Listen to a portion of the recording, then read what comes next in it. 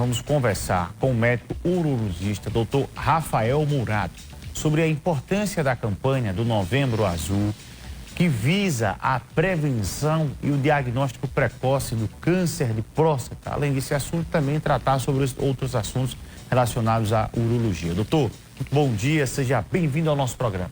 Muito bom dia, é um prazer estar aqui com você, Bruno Pereira, e um prazer estar trazendo mais informação para essa audiência incrível do Tribuna Livre e para a nossa Paraíba. O Ministério da Saúde, assim como também a Sociedade Brasileira de Urologia, durante todo esse mês de novembro, faz uma forte campanha, que tem um apelo popular também, em relação à questão relacionada ao Novembro Azul. O porquê dessa campanha, o porquê desse incentivo e dessa necessidade do homem fazer esse exame de prevenção? O motivo, Bruno, é que o câncer de próstata, quando nós excluímos o câncer de pele, é o tipo de câncer que mais acomete homens. Então, no Brasil, gente, 71 mil homens serão diagnosticados com câncer de próstata, além de ser o câncer que mais mata. E por que é tão importante falar sobre isso? Porque, Bruno, quando nós fazemos esse diagnóstico de forma precoce, inicial, mais de 90% das vezes, nós estamos falando de cura para esses pacientes. Por outro lado, quando nós fazemos um diagnóstico já tardio, a chance de cura cai para menos de 10%. Doutor, quanto à questão do câncer de próstata, o que é isso que tanto se fala, que é preocupante, que alguém escuta falar, câncer de próstata, o que é isso? Como é que ele atinge o homem? Tem algum tipo de sinal, de sintoma com antecedência que é um alerta? Tem alguma coisa nesse sentido? Infelizmente, sinais e sintomas não, e é justamente por isso que a Tribuna Livre hoje abre esse espaço para que você se informe melhor e não espere dizer assim, doutor, mas eu só vou no médico quando eu sentir algo. Não precisa sentir, você deve ir antes de sentir. E o câncer em si é uma alteração das células. Tem lá a próstata, uma glândula fica entre a bexiga e o pênis, e de repente uma dessas célulazinhas que forma começa a se multiplicar de forma desordenada. Ela esqueceu uma regra da natureza, que tudo tem hora de nascer e morrer, não é verdade, Bruno? Então, quando ela esquece essa regra, ela começa a se multiplicar e vai crescendo de uma forma desordenada. Isso é o câncer. A partir de quanto tempo já há uma necessidade de fazer esse monitoramento, de começar a ir ao médico, de começar a fazer exames? A partir de qual idade? Para os homens que têm 45 anos e história familiar para você que está em casa, se você tem pai ou irmão que teve câncer de próstata. Então, no meu caso, eu tive meu pai que teve. Eu devo iniciar a minha consulta com o urologista e o PSA aos 45 anos. Se você não tem história na família, aos 50 anos. Algo importante também, Bruno, que é uma novidade, de certa forma, para a população, é que se na sua família teve alguma mulher que teve câncer de mama, mãe ou irmã, você também tem mais chance de ter câncer de próstata, visto que é o mesmo gene, ali, a parte genética do câncer de mama na mulher é muito semelhante à do câncer de próstata no homem. A população, às vezes, leva um tom assim de brincadeira, talvez pela ignorância de não saber a gravidade e a taxa de letalidade desse câncer, a questão do exame para se detectar. Quanto a essa questão, quando o senhor recebe um paciente do consultório, existe uma grande queixa de pacientes que temem de alguma forma a fazer esse tipo de exame. Por quê, doutor? De certa forma existe, por às vezes acreditar que vai mexer com a masculinidade desse homem ou que vai impelir alguma ideia sobre sua sexualidade. Mas, naturalmente, no fundo, eu percebo que todos eles sabem da importância, sabem que é algo vital. E o que surpreende, Bruno, é o fato de que, na maioria das vezes, após o exame, o homem se surpreende dizendo assim, doutor, era só isso?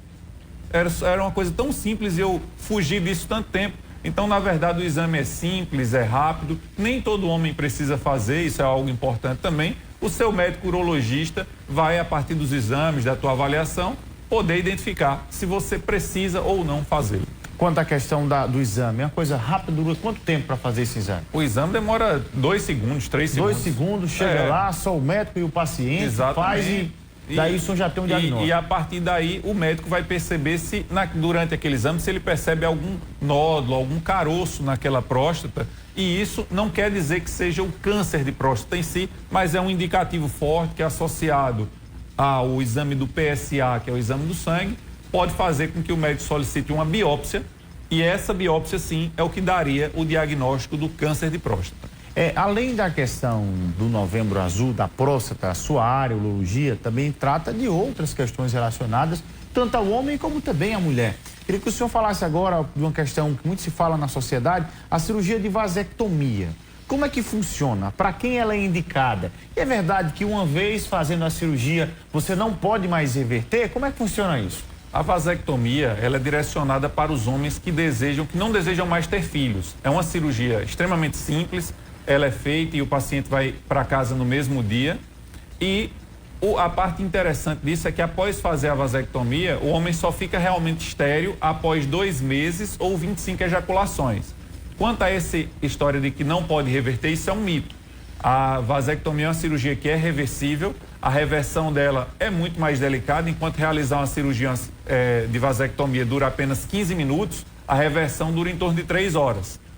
Mas é possível sim reverter e a chance de sucesso quando o homem faz uma reversão de vasectomia gira em torno de 85%. Ou seja, de cada 10 reversões feitas, 8 pacientes voltarão a ter filhos de forma natural. E quanto à questão desse intervalo de tempo? Digamos, ele fez uma cirurgia de vasectomia há 2 anos, há 5 anos. Tem esse fator também levado em consideração? O Bruno mostra aqui que está bastante informado sobre o tema mesmo, porque existe uma história que após 10 anos não é possível reverter. E não é bem assim. Na verdade, se você fez vasectomia há mais de 10 anos, a chance de sucesso na reversão cai dos 85% que eu falei para perto de 50% a 60%. Ou seja, quem fez há muito tempo pode fazer a reversão, sim, mas tem chance de precisar, o seu médico deve te orientar que você tem chance de precisar fazer alguma inseminação se realmente desejar ter filhos. Há uma desproporcionalidade muito grande da preocupação da mulher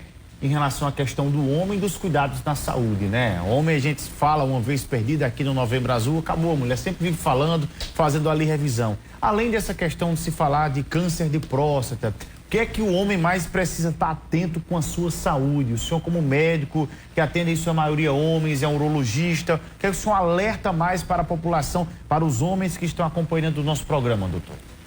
Isso que você falou da mulher é sensacional, porque a mulher é a grande porta de entrada do homem para os cuidados com a saúde. Então, nosso público hoje em casa tem muitas mulheres nos assistindo, tomando seu café da manhã, indo trabalhar, e vocês são uma peça fundamental por levarem seus filhos, maridos, namorados, pais, irmãos para a consulta.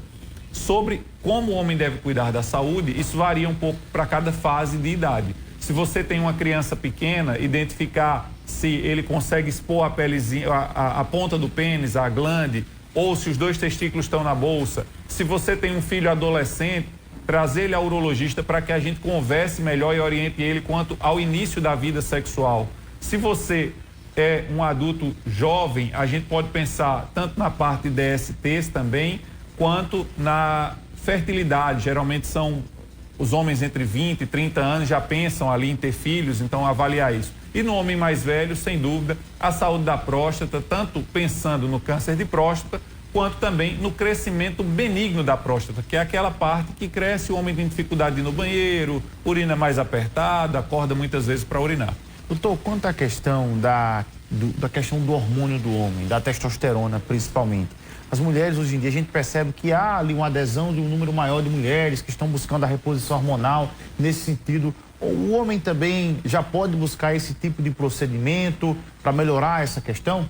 Sem dúvida. Após os 45 anos, existe uma queda desse hormônio que é muito importante para o homem, chamado testosterona.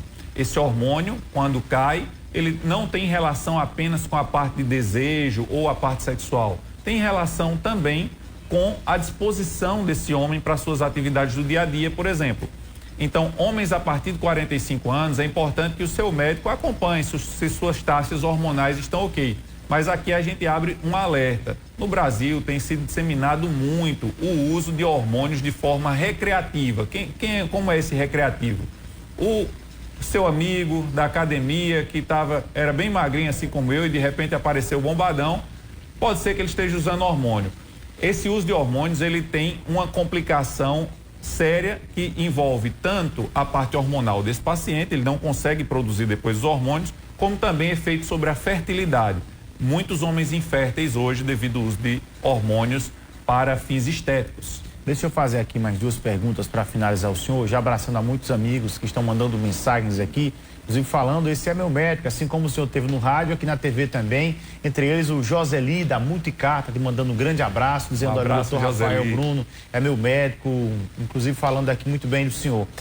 Quanto à questão, falando ainda sobre o homem, da ejaculação precoce e também aqueles que retardam o momento. Queria que o senhor falasse um pouco sobre esses dois extremos, que é importante, inclusive é comum, e tem homem que tem medo de ir ao médico e diz, não, isso é normal, mas isso é um problema, né, doutor? É um grande problema que afeta não só o homem, como também sua parceira. Às vezes o homem vai levando essa vida sem falar muito sobre isso por vergonha, mas, obviamente, tanto ele quanto a parceira sabem do que está acontecendo. Então, esses dois problemas, tanto a ejaculação precoce, o que é isso? É a ejaculação rápida. É o homem que, quando vai ter uma relação, ele tem essa ejaculação em 1 minuto, 2 minutos. Essa é muito mais comum, a ejaculação retardada, quando o homem não consegue chegar ao clímax, ao orgasmo.